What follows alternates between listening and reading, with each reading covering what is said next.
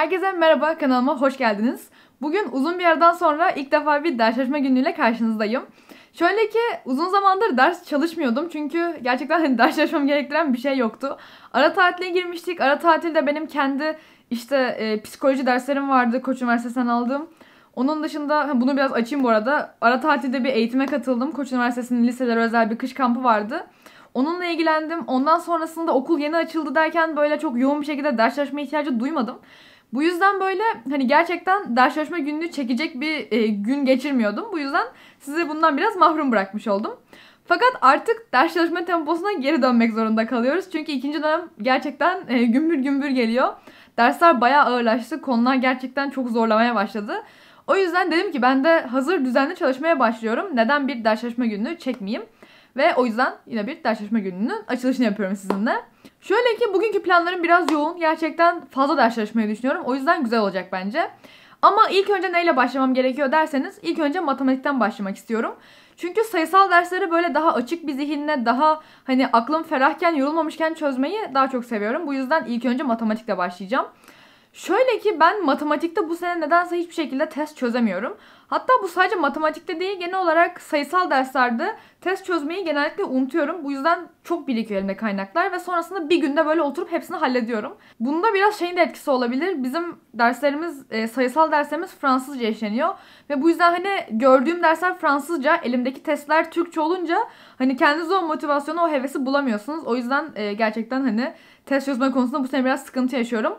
Elimde şu an birikmiş bayağı bir matematik testi var. Ama sanırım şeyden başlayacağım. Denklemler konusundan başlayacağım. Çünkü gerçekten zevk aldığım bir konu. Dediğim gibi şimdi elimdeki bir test kitabından matematik soruları çözeceğim biraz. Sonrasında da günün geri kalanını zaten göreceksiniz. Şimdilik görüşürüz diyorum. Ben hemen derse kaçıyorum.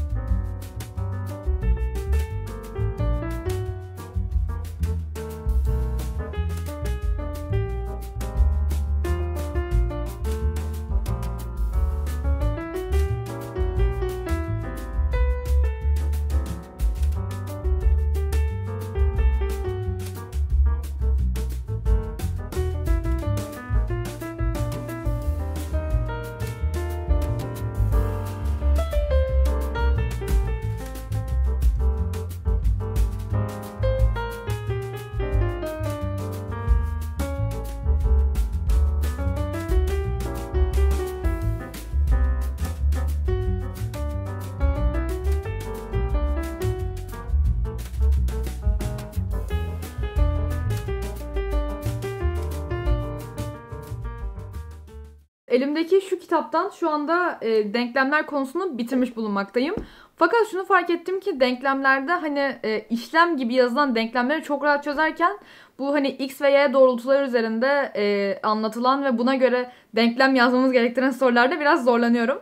Bu yüzden o konuyu tekrar etmem gerekebilir belki öğretmenin verdiği konu özetlerinden. Bir tek eksiğimi o gördüm. Onun dışında gayet iyiydi sonuçlarım.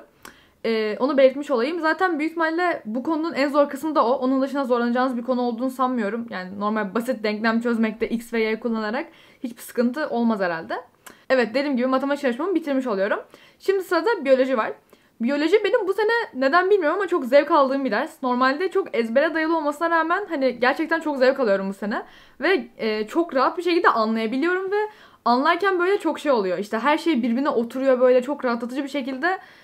Her şey birbiriyle uyumlu. Şu an çok yükseldim biyoloji dersine karşı ama gerçekten çok zevk alıyorum. Şimdi şöyle bir şey yapacağım. Biraz konu tekrarı yapmak istiyorum. Çünkü yeni konuya geçiyoruz ve konuya geçmeden önce biraz böyle önceden bir şeyler bakıp konuya hakim olmak çok güzel oluyor. Böyle okulda derslere çok daha rahat katılabiliyorsunuz. Özellikle bizim için yabancı dilde işlendiği için dersler onları anlarken çok daha rahat ediyorsunuz. Ben bunu zaten Türkçesini biliyordum gibi oluyorsunuz. O açıdan dediğim gibi okulda işlenmeden önce biraz böyle genel tekrar etmek falan güzel oluyor. Şimdi YouTube'dan falan bir konu anlatımı açar, onu izlerim. Sonrasında da test çözmem büyük ihtimalle çünkü test çözecek kadar bir genel hakimiyetim olmaz. Ama sadece video izlerim. Sonrasında da başka bir derse geçeriz.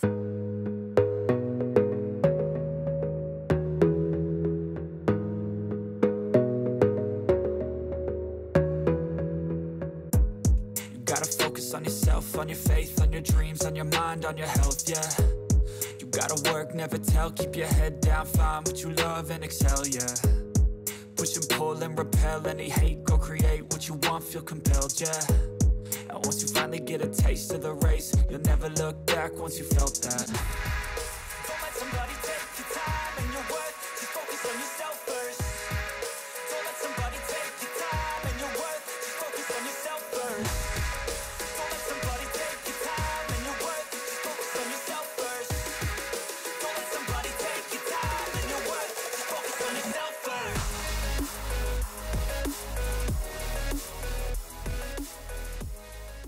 Konu anlatımını bitirdim. Biraz uzun bir konu anlatımıydı. Genel olarak bütün ünitenin üzerinden geçiyordu.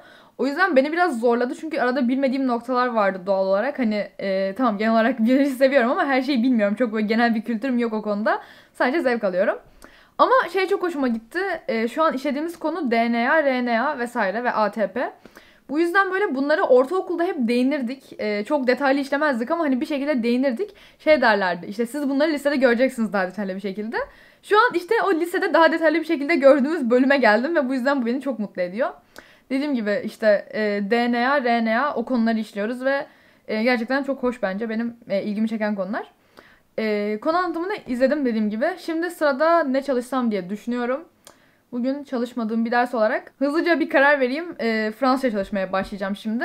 Fransızca'da tam yeni konuya geçiyoruz. Bu yüzden yine bakın hep bugün şey yapacağım, işte işlenmeyen konuları önceden bir tekrar edeceğim ki okulda daha rahat edeyim. Bunun genel teması bu oldu bu ders çalışma gününün. Şimdi Fransızca'da yeni bir kitapçığa geçiyoruz. Bizim dönem dönem kitapçıklarımız değişiyor. Yeni bir kitapçığa geçerken önceden bir içinde bilmediğim kelimeleri araştıracağım ki hani derste anlama konusunda sıkıntı çekmeyeyim. Çok daha rahat ilerleyebileyim.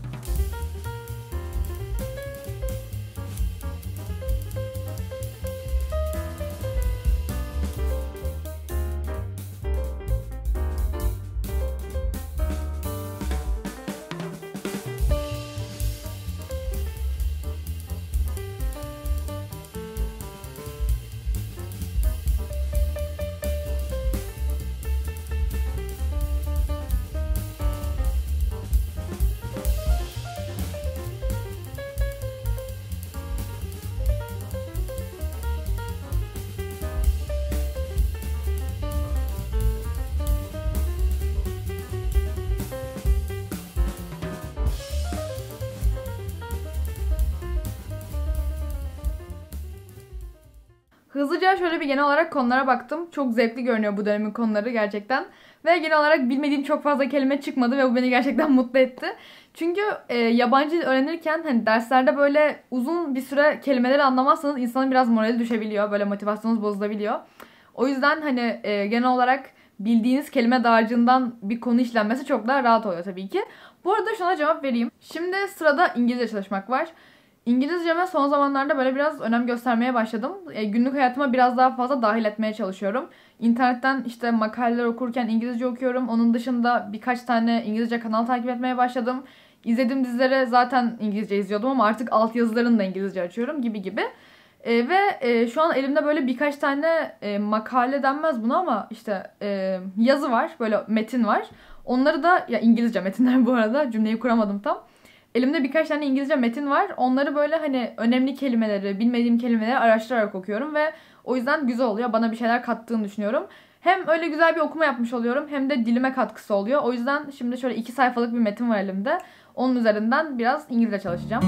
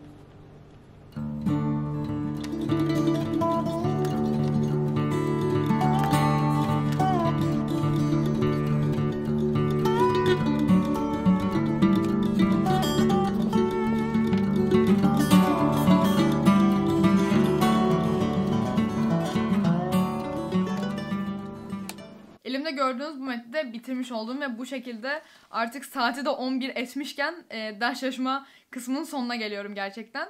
Çünkü bayağı yoruldum. Hani böyle video çekerken, video izlerken falan çok kolay görünüyor bence. İşte hemen patır patır size diyorum şunu çözeceğim, çözüyorum. Şunu çözeceğim, çözüyorum. Ama gerçekten içindeyken videonun öyle olmuyor. Hani ders çalışırken insan bayağı yoruluyor. Özellikle de okuldan gelip üzerine yoğun bir şekilde ders çalışmayı deniyorsanız bunun ilk zamanlarda bu tempoya ilk alışmaya çalışırken çok zor olduğunu fark ediyorsunuz gerçekten.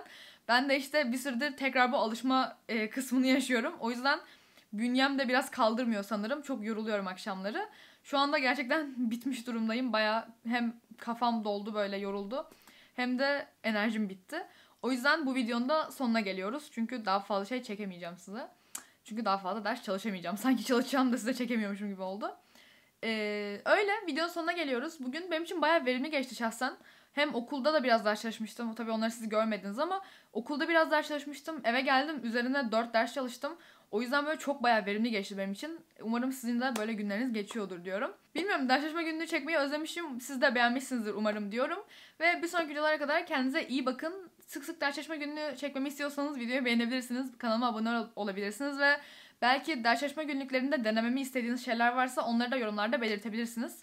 Çünkü böyle biraz konseptli ders çalışma günlükleri çekmek istiyorum ama bakalım işte öyle bir şeyler yapmayı planlıyorum. Siz bütün önerilerinizi bana aşağıda yazabilirsiniz. Diyorum ve görüşürüz diyorum size. Kendinize iyi bakın. Hoşça kalın.